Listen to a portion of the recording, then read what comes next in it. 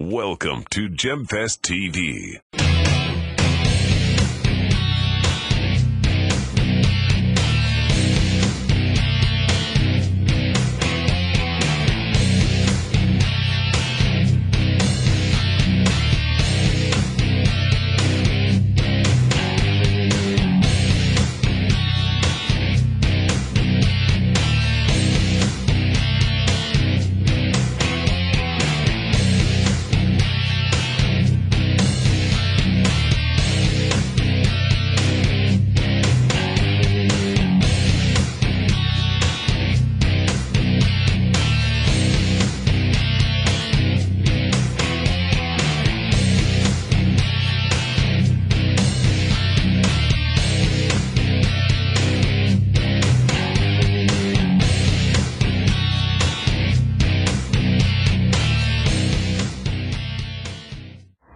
What's up, guys? This is Ricky Garcia for GemFest TV. I'm so glad I can be back finally with an interview for you guys. And a personal one I'm waiting for such a long time is with Mr. John Petrucci today from the band Dream Theater. And we're going to meet him in the venue behind me in the Philippsthal in Düsseldorf in a couple minutes. And I'm actually a little bit nervous. I'm really excited to hear what he has to say for my questions. So I see you guys later with hopefully a lot of answers. So bye. Alright, so ladies and gentlemen, Mr. John Petrucci, the one and only, is sitting here with us at GemFest TV. Thank you so much, John, for this opportunity. And since the list is so long, I better start off right away with questions. Okay. As you're on a world tour right now, and you have finished some amount of shows already from that, what are some of the great moments you'd like to share with us from the road? And could you achieve some of the goals you have set in mind for the tour yourself? Well, we had a bunch of fun. So far, we're on the third leg of our tour. First one, some of the memorable moments are some of the festivals that we played, which were pretty cool. Certainly, the Download one was cool. We played Hellfest in France, I guess, and it was a little bit miserable. It was fun, but I felt bad for the people because they were completely drenched and rained on and muddy. Oh, you mean like raining outside? Yeah. But it was memorable. Well, nobody's slipping on the ground like in the famous one? Maybe. Playing the mud or anything? No? Yeah, nobody in the band. So that was cool. And playing some of the outdoor kind of amphitheaters were cool. Like we played in Bonn, not too far from here. Yeah, I've been there. Yeah, and that was a good night. U.S. run was good once again. Summertime touring. We played one of my favorite places in New York on Long Island where I live, called Jones Beach, which is a great outdoor venue on the beach. It's awesome, and that was fun. Touring in the United States during the summertime is always a good time. Okay, so you set it on purpose there. If it's possible to set the tour in the summer in the States. Yeah. Most of the time we do. I mean, most bands tour during the summer anyway. It seems to be a popular time. Yeah. And as far as our goals, we're initially focused on trying to get the music down, especially the new music, which is, when we record it, a lot of times we don't even play it together as a band. The only versions that we have of us playing it together are horrible because we're just writing the music, So we have that whole process of trying to get that together. And then we have also the production, the show that we're trying to put together, the lighting, video, and everything.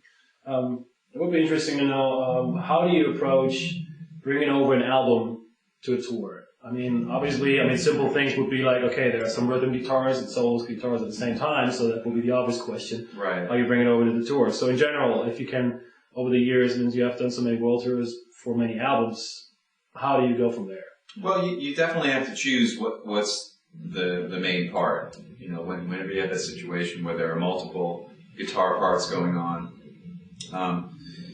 you have to choose. I mean, you're obviously not going to play the rhythm part instead of the solo if there's a solo there. We don't have a rhythm guitar player, but thankfully we have Jordan on keyboards, and he'll recreate guitar sounds and acoustic sounds and whatever. He'll do whatever it takes to kind of make some sort of bed. There's a part of me that sort of enjoys the live version of it where it's a little less produced, where you don't have the rhythm guitars and things, because it just sounds more like a band, more realistic. So there's nothing wrong with that. Sometimes I do feel like there's parts that are missing, and I wish I could play at the same time, but you can't. So is it true that sometimes I think my report, I said this once, that you raise tempos on purpose for specific songs for a live show? Well, we do raise the tempos sometimes. I don't like when we do that. But he's not using a count off, a click or something. No, there's no just click. Goes by feeling. Yeah, I think what happens is, and it's probably like this for most bands is when you get that big adrenaline rush of the crowd. Yeah. It's hard to hold back. But man, there are some things that we play where I wish they were like absolutely slower. And in fact, we have some like facial signals that need like slow down. He's like literally bringing it down during the song. Yeah. Oh yeah. Wow. That's interesting. Yeah, especially like if I know something really difficult is about to come up, and I'm playing, I'm looking at Mike, like, you gotta slow down. Maybe hopefully not too late then. Yeah, exactly. So get away from that tour. The last thing, are you a guy who's like doing some sightseeing and trying to absorb some of the energies that different places or even countries might give to you? Or I think Mike said once, he's like more the guy who tries to relax more and stay in a hotel and watch movies or something. Yeah. What type of guy you are? I think I can kind of do, it depends on my mood, One of the things that I've learned about myself when I'm traveling and there is some time off is that if I'm not active, if I were just to stay in my hotel room, for example, the entire day and just sit there and watch TV, I think I'd just go out of my mind. You need to get out, you need to breathe fresh air, you need to do something else besides just the show. If you just live while you're on the road, if your life is just, gig, bed, tour bus, gig, you just would go out of your mind because you're almost like not a full person. You need to experience life and do things. So, do I go out sightseeing all over the place? No, but I do get out and try to do things. I try to go shopping or find a gym or find some place to eat or whatever. Well, if you go to eat for like a restaurant, you probably usually see something at least. Sure. The older town or whatever. Exactly. You gotta have yourself get out there. So like during touring, what is on your MP3 player right now or CD player, whatever you use? Is there like a specific music you tend to listen to get away completely from being there for a minute to, refresh your mind? Is that important to you, or what do you do? Yeah, it's funny. I probably listen to more music while I'm on the road than I do at home. At home, I don't generally play a lot of music, like in the house and stuff. I listen more while I'm in the car, listen to satellite radio and things like that.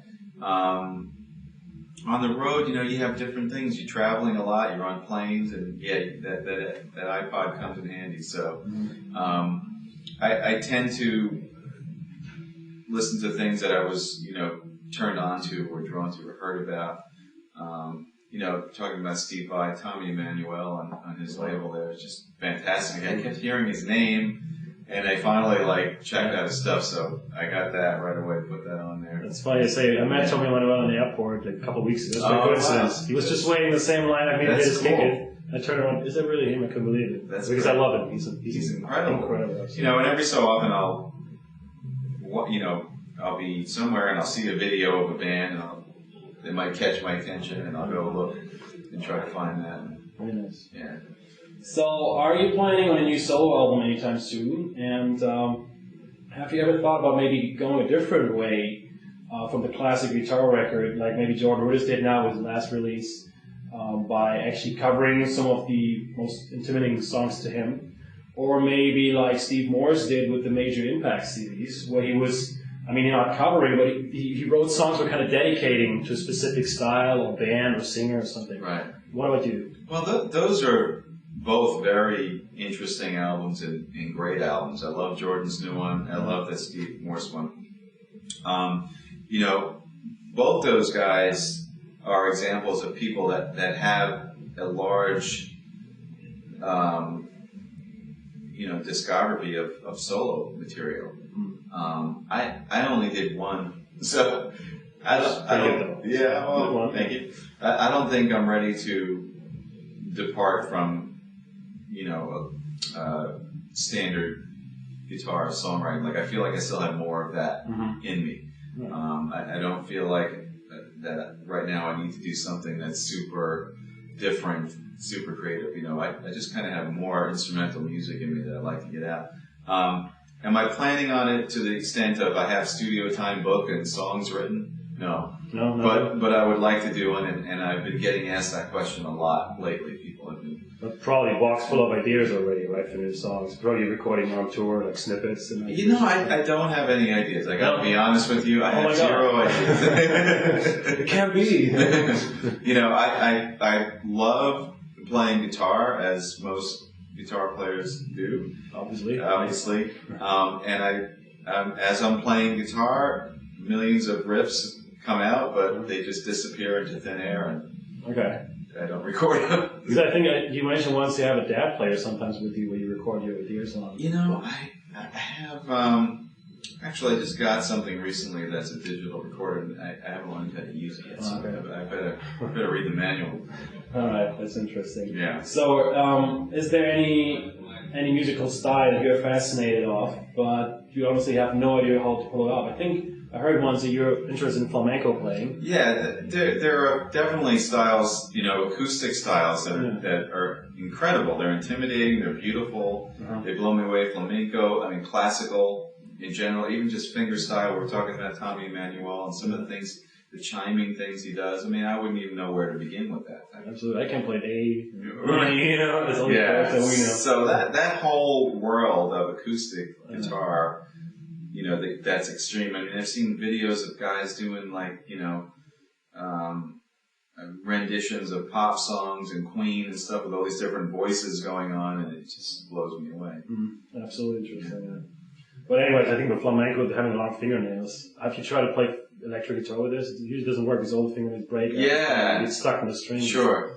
It's really tough. Yeah. Anyways, this is a question that some of your fans actually also send in generally from your website, because I go there and try to collect some of them. A lot of them would like to know, what is your opinion about going to music school? And if you would be a teacher, would you really recommend it to your students at all? Or what is your perspective? I know you went to Berkeley, obviously.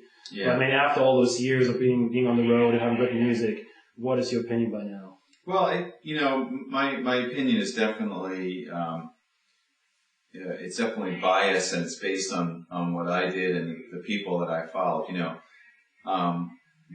the whole world of music,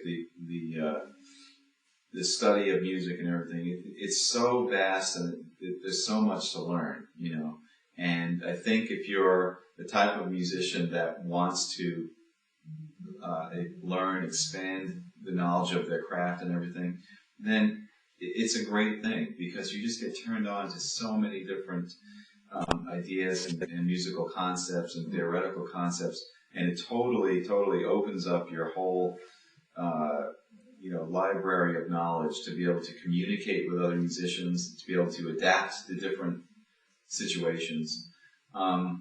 Is it essential in becoming a rock star?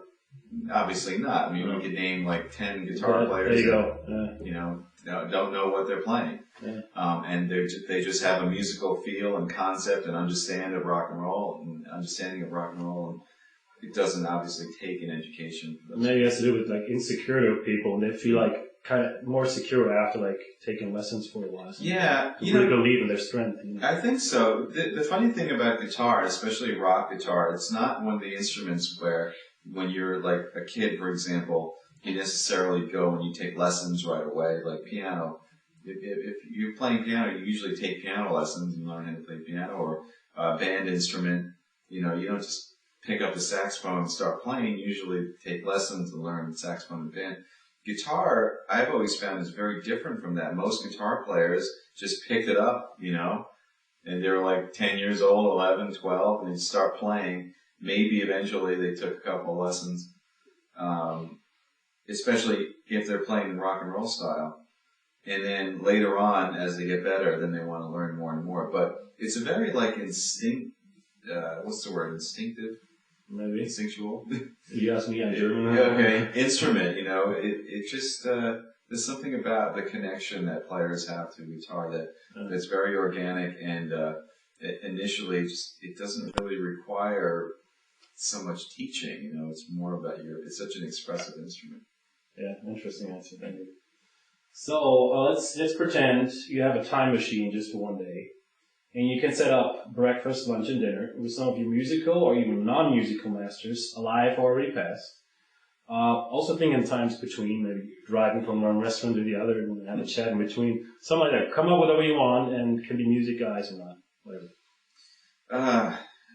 Take your time, sir. Yeah, there's a guy that I feel like I really missed out on, and he didn't pass away too long ago. It was Sean Lane, and I'm blown away by his playing, and his command of the instrument, and the beauty of his playing, the technical efficiency is just beyond anything I've ever seen. And I kind of recently got into his music, and it would have been great to be able to meet him and talk to him and learn from him or whatever. Right. It would have been fantastic. He's one guy.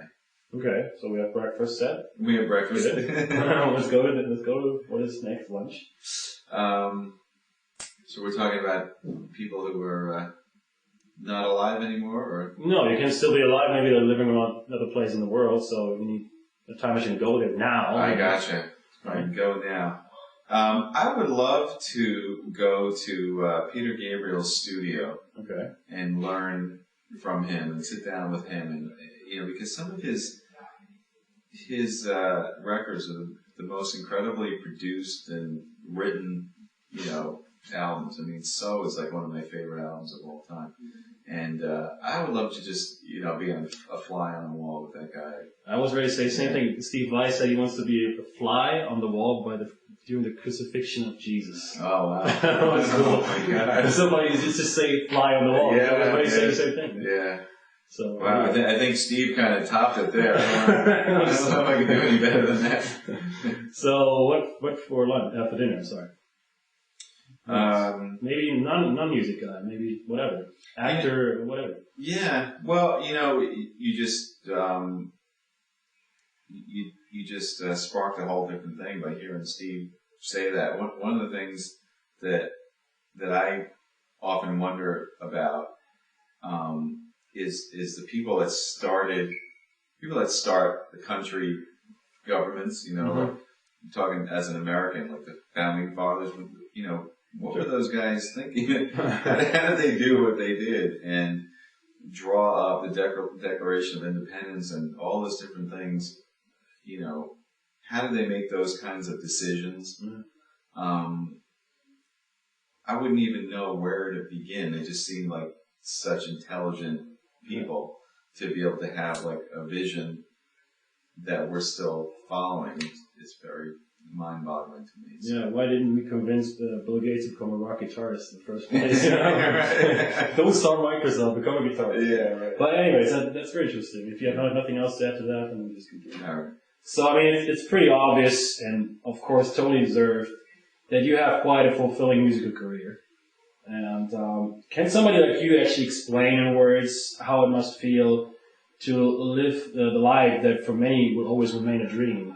Is that something you still can talk about, or how do you feel in general? Well, I'm very grateful for what I have. I mean, I never lose sight of that, First of all, like I said before, I love playing guitar. It's just something that I love to do. It's my expression. It's my passion.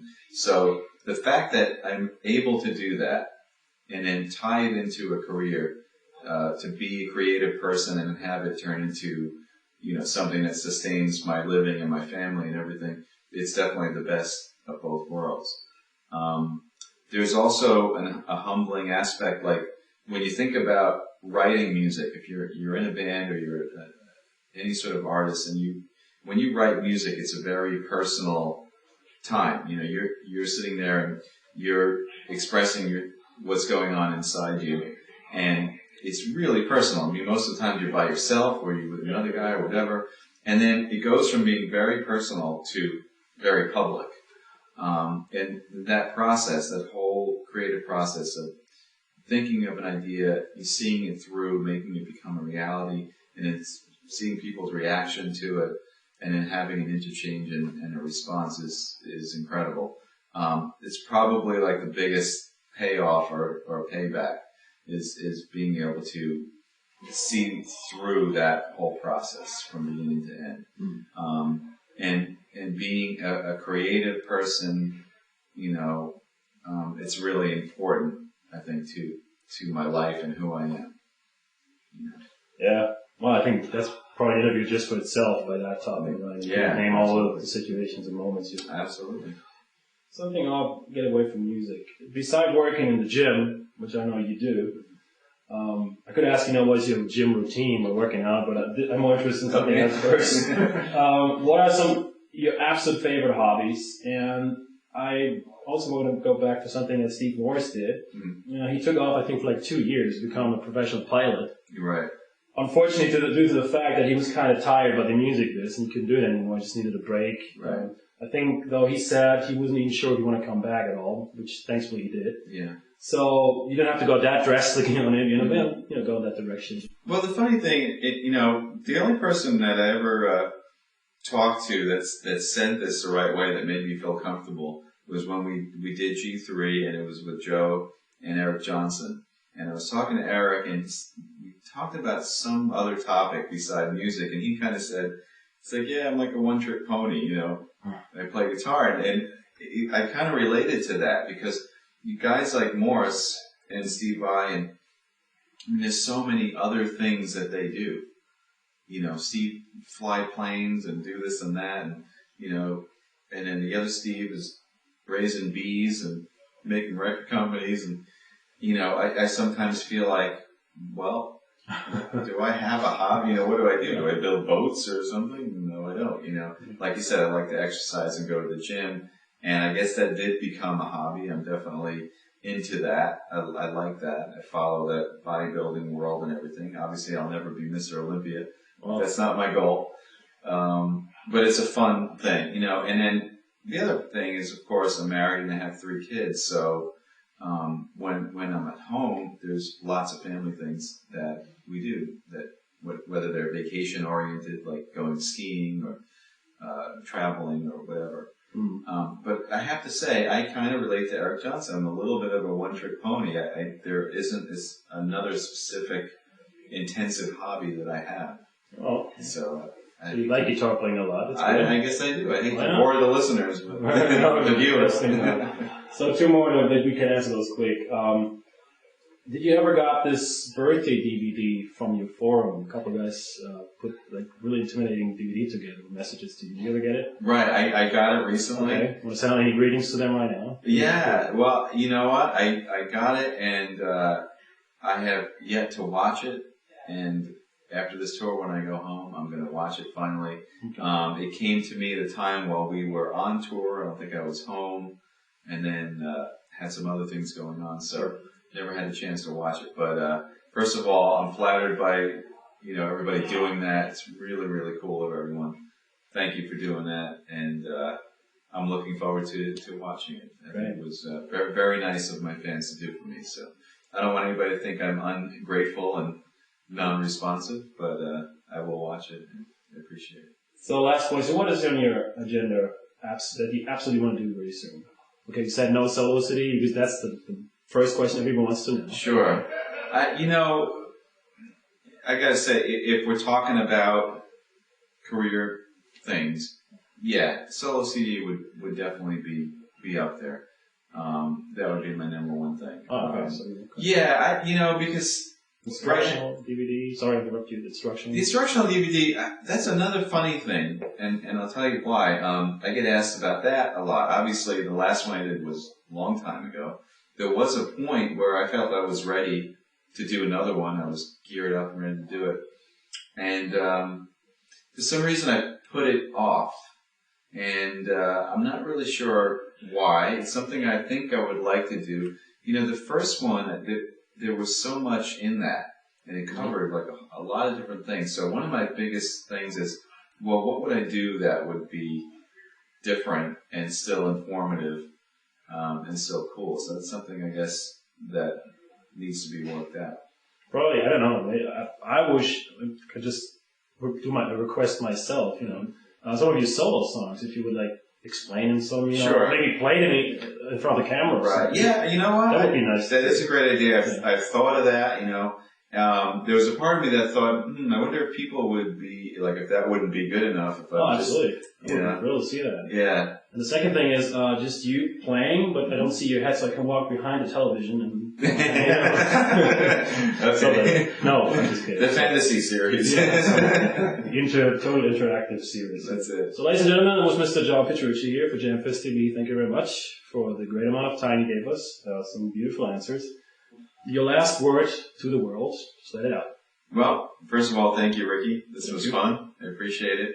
And the thing that I want to say to the world and to the fans is maybe something that people don't realize is how much that myself and the guys in my band, people like us, playing the type of music that we do, appreciate our fans, because you got to realize it's not the type of situation where we're a pop band, where our stuff is plastered all over the radio, and whether you want to hear us or not, it's there. People that want to listen to Dream Theater music or my solo music or Jordan's or anybody's, they're actively pursuing that kind of music. These are people that appreciate music. They appreciate the value and the content of it. A lot of them are players, and it's a community. And of course, the internet and what you're doing here, helps to increase and broaden that community. And I think without that kind of communication and that kind of sort of brotherhood of musicians and people that are into music and into art, that it wouldn't be as big as it is, and we wouldn't be as successful as we were, and I wouldn't be able to do the things that I'm able to do. So, it might sound a little sappy or cliche what I'm trying to say, but I really do appreciate it. We all do, and we respect that fact, and I think that's why, to us, it's really important that we put our best foot forward, whatever we do, whether it's creating a record, producing, playing a live show. There's a lot of energy and focus and attention to detail and taking it seriously and trying to, put out the best music that we can. So, thank you, everybody. Thank you very much. All right.